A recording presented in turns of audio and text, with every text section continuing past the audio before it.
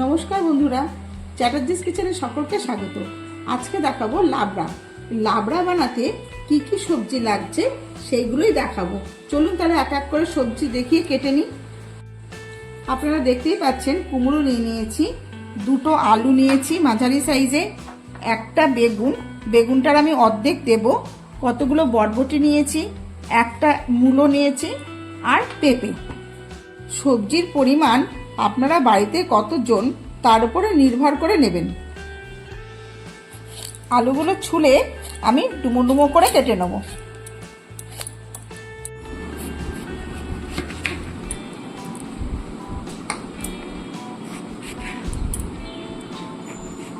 আলুগুলো এই 4 টুকরো করে কেটে নিলাম। আলুগুলো কেটে জলে ভিজিয়ে রেখেছি, বাকি সবজিগুলো এবার কেটে নেব।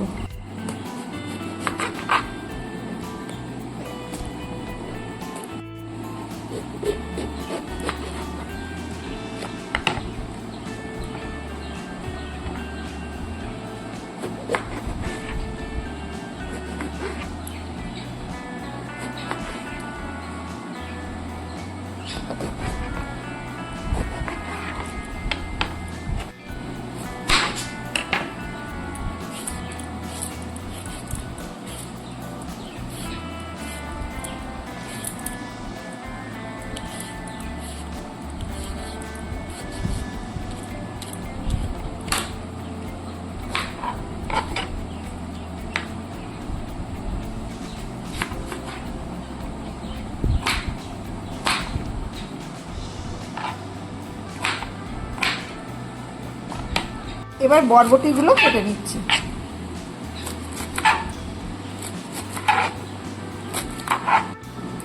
পেঁপেটা যতটা দেখিয়েছিলাম ততটা দেব না, অল্প করে দিচ্ছি, যেহেতু আমার বাড়িতে লোক খুবই অল্প।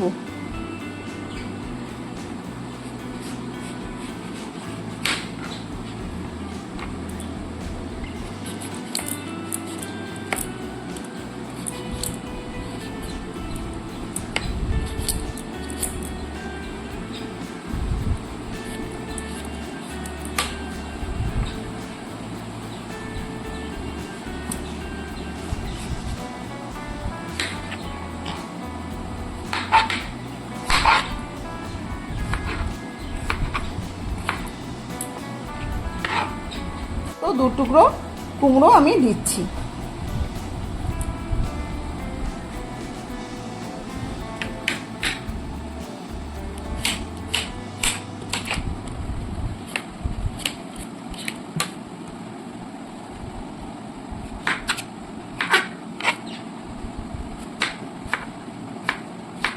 সব সবজিগুলো কাটা হয়ে গেছে, আর একবার দেখিয়ে দিচ্ছি আপনাদের।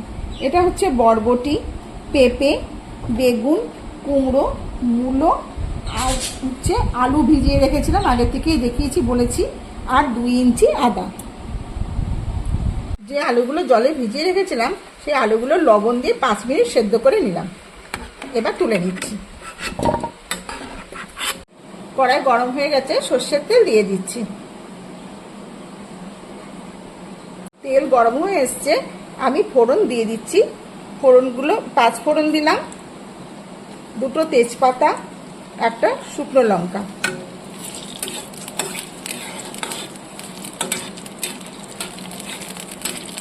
ফোড়ন ভাজা হয়ে গেছে, কুমড়ো আর বেগুনটা একটু আগে থেকে ভেজে নেব।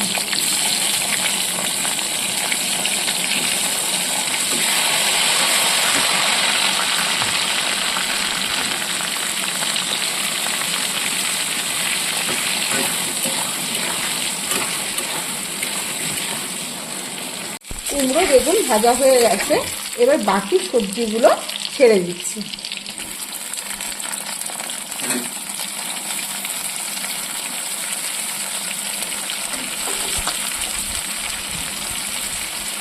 সেদ্ধ করা আলুগুলো দিয়ে দিলাম।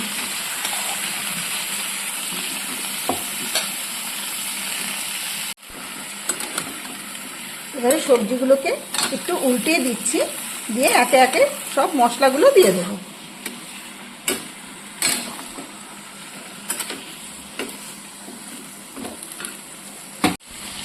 স্বাদ অনুযায়ী লবণ দিয়ে দিলাম।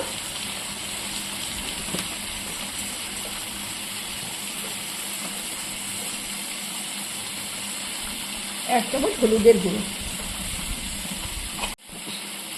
1 চামচ জিরের গুঁড়ো। মশলাগুলো দিয়ে এইভাবে ভালো করে উল্টে পাল্টে ভাজা করে নিচ্ছি। এবারে দিয়ে দিচ্ছি এর মধ্যে আদা বাটা। স্বাদের জন্য 1 চামচ আখের গুঁড়ো দিয়ে দিলাম। এবার খুব ভালোভাবে কষিয়ে নেব।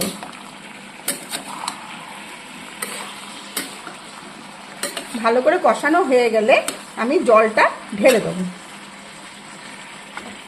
3-4 মিনিট কষানোর পর এবার জলটা দিয়ে দিচ্ছি। সবজি সেদ্ধ হওয়া পর্যন্ত অপেক্ষা করে নেব। ঝালের জন্য কটা কাঁচা লঙ্কা চিড়ে দিয়ে দিচ্ছি। আপনারা যদি মনে করেন বেশি ঝাল খাবেন তাহলে শুকনো লঙ্কার গুঁড়ো দিতে পারেন। জল শুকিয়েও গেছে, সবজিগুলো ভালোভাবে সেদ্ধ হয়ে গেছে। এবারে ঘি ছড়িয়ে দিয়ে নামিয়ে নেব। 1 চামচ ঘি ছড়িয়ে দিলাম।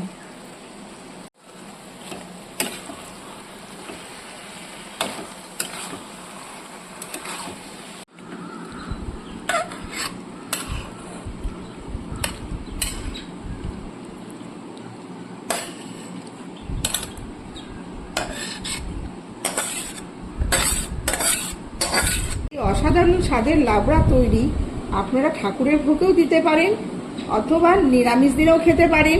রুটি, লুচি, পরোটা সবার সাথেই খেতে পারেন। খিচুড়ির সাথেও এই লাবড়া খুব সুস্বাদু লাগবে খেতে। বন্ধুরা, আশা করি আপনারা সবার পুরো পদ্ধতিটা দেখেছেন। আবার কালকে আসবো আর একটা রেসিপি নিয়ে। আজকে চলি।